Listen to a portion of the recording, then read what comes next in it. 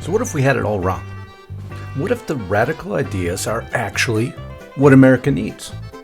Maybe we should embrace gender-affirming policy mandates. Maybe we should let the government run our grocery stores. Maybe a little globalized unrest, intifada-inspired movements is actually what the founders had in mind. What could possibly go wrong? Oh, just hold on for it. I'll bring you the full story in just a minute.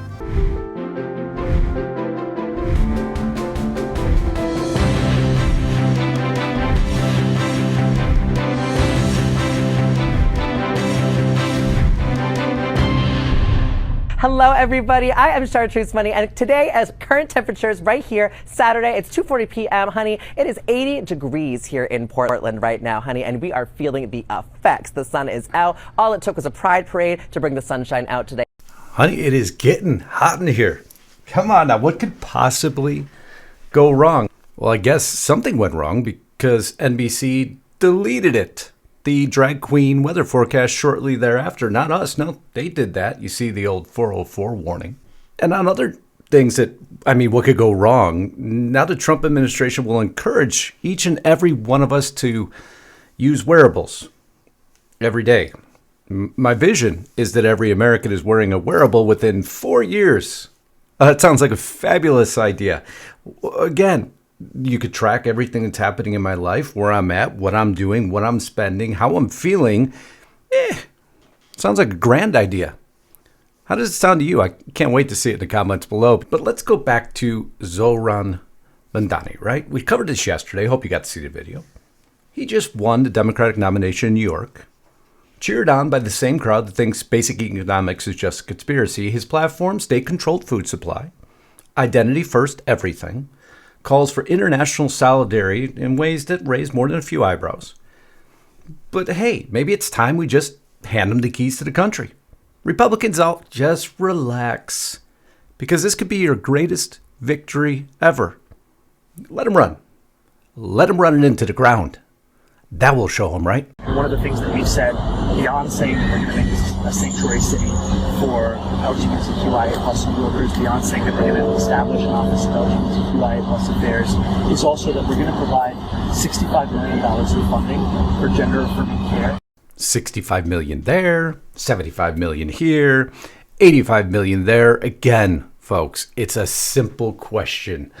What could possibly go wrong? He's got it all planned out. He's got the budget written. He knows how to fund all this.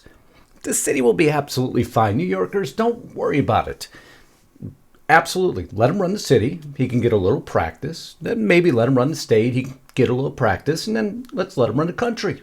Grand idea. What could possibly go wrong? And that's my question for you today. What could possibly go wrong? I want to see it in the comments below. Also, while you're down there, in those comments is a really cool button.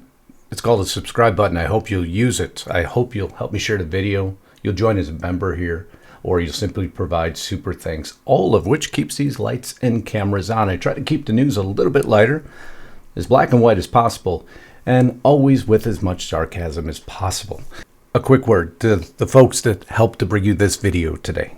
Noble Gold Investments. Have you been to justiceknightgold.com? Because there's a hard truth out there. Every 6 years, your dollar loses half its buying power.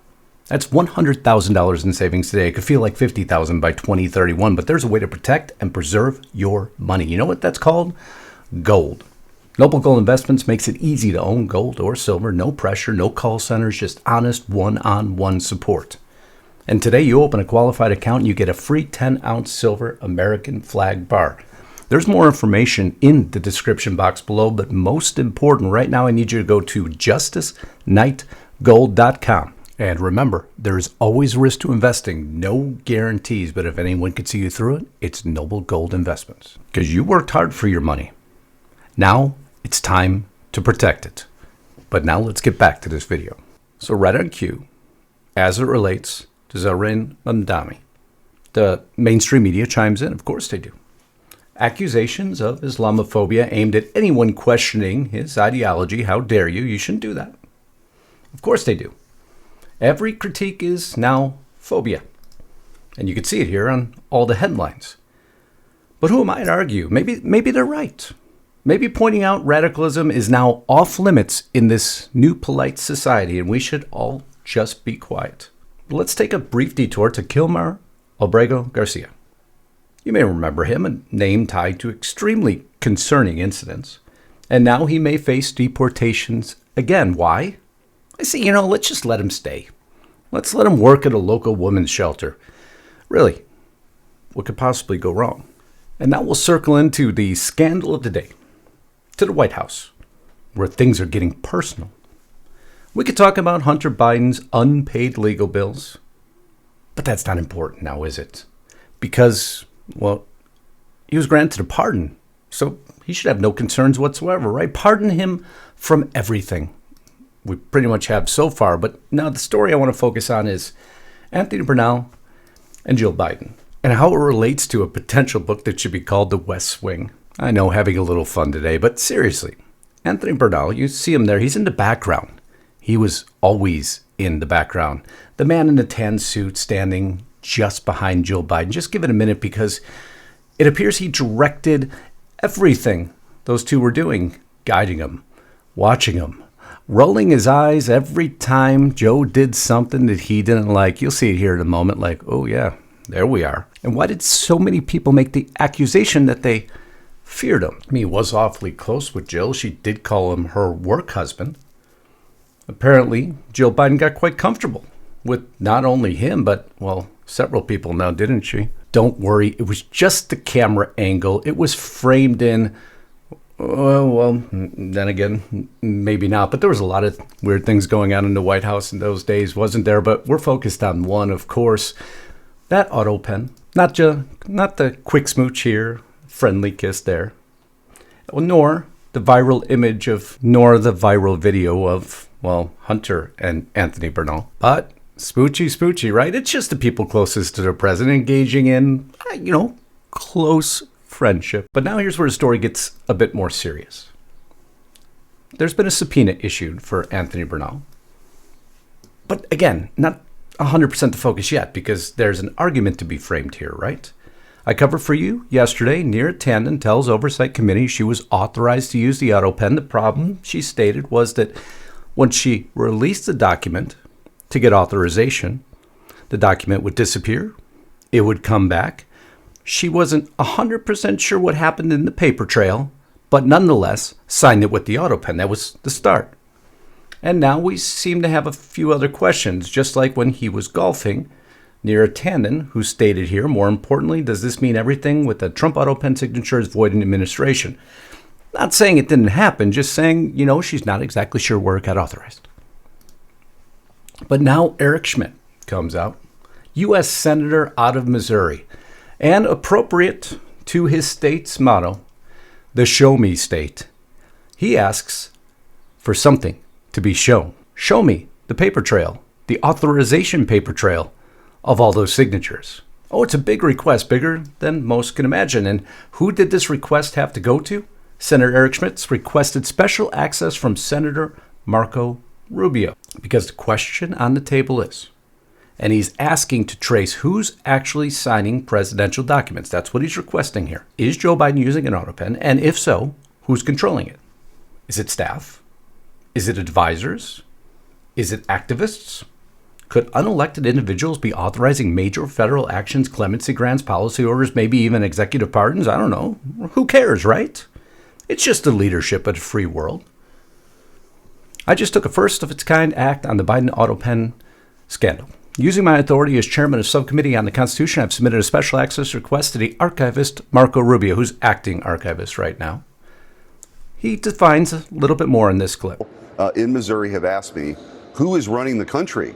Who is actually in charge? Like, it's kind of an important thing in our constitutional republic, like who's making the decisions as president of the United States. Look at what happened in the last week in this country. You have to have a president like President Trump who's in full command of the office, makes clear decisions. That did not happen for almost probably the full 4 years of Joe Biden's reign, right?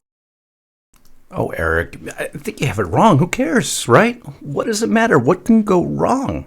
It's just the office of the president. Those documents don't mean too much. I mean, they mean a lot now, obviously, but back then, maybe they didn't mean as much. Maybe you're looking at the whole thing wrong. Maybe the special access request you just made the provision of the Presidential Records Act that authorizes a congressional subcommittee to obtain past presidential records necessary for the conduct of its business, even if those records are not yet available to the general public. Maybe this letter to Marco Rubio, requesting the initial search for the Biden White House records focus on searches of the custodians listed: Jessica Hertz, Neera Tanden, Stephanie Feldman. Maybe, again, we shouldn't explore this too deeply. Who really cares? I've also requested Biden White House documents about specific uses of the autopen, as well as about pardons made in the final months of his term, Biden's Equal Rights Amendment declaration, and any discussion of the 25th Amendment. So my air of sarcasm may appear unusual to you, and that's fine, I understand. But honestly, am I not just framing things in a way that it's meant to be fed to you? The way they actually want you to respond? What's the big deal? Who cares? Why does it matter? What could go wrong? And maybe covering the news this way is the most accurate way. Simply giving you the information, letting you decide what to do with it. And I look forward to what you say in the comments below on these topics, very important topics. But I want to end with something different. I don't cover sports here. But there's been one storyline I've been watching, listening to, because I relate it to something that's happening right now. I don't know if you saw this announcement. Caitlin Clark was out of the game yesterday. So I guess they maybe finally got their way, huh? One of the WNBA's best talents, by far. This poor girl has been targeted game after game with brutal attacks that no one should take as normal, but it appears in WNBA it's perfectly normal. Don't worry that she holds almost every single record that exists. Let's not worry that you see the rest of the league and you see where she's at. But in this country, we don't like that so much, don't we? We don't like merit very much. No, you got to be with the rest of the group.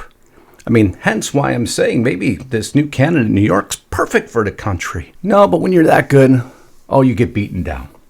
You get fouled. Nobody really does anything about it. Moment after moment. Heartbreaking moment after heartbreaking moment. But this, to me, and why I follow it, is a lot of days how I feel. Continually beaten down. Time and time again. Given no advantages. Given nothing to support, but you have to find a way to keep going, don't you? And you probably feel like this in the news cycle, don't you? Every day, knocked over, beaten, browbeaten, and nobody's supporting you, right? Well, now she's out.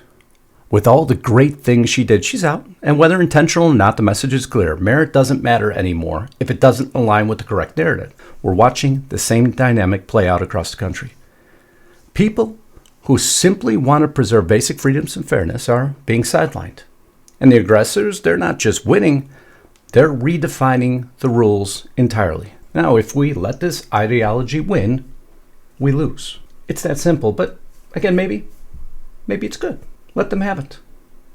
Let the circus run the town, and we'll all sit back and watch when reality meets ideology. Just remember, what could possibly go wrong?